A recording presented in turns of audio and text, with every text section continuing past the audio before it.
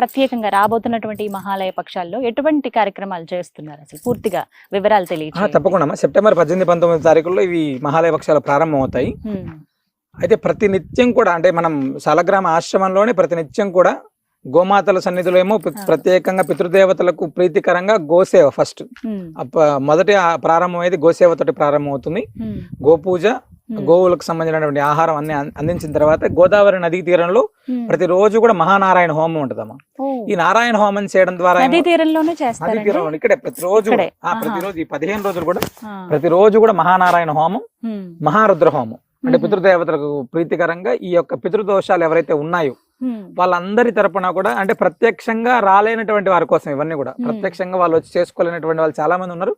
వాళ్ళందరి కోసం రోజు నారాయణ హోమం, రోజు రుద్ర హోమం అయిన తర్వాత సాయంత్రం ప్రతినిత్యం కూడా శ్రీమద్ భాగవతాన్ని పారాయణం. అంటే శ్రీమద్ భాగవత పారాయణం చేస్తే ఎలాంటి పితృదోషాలున్నా ఎలాంటి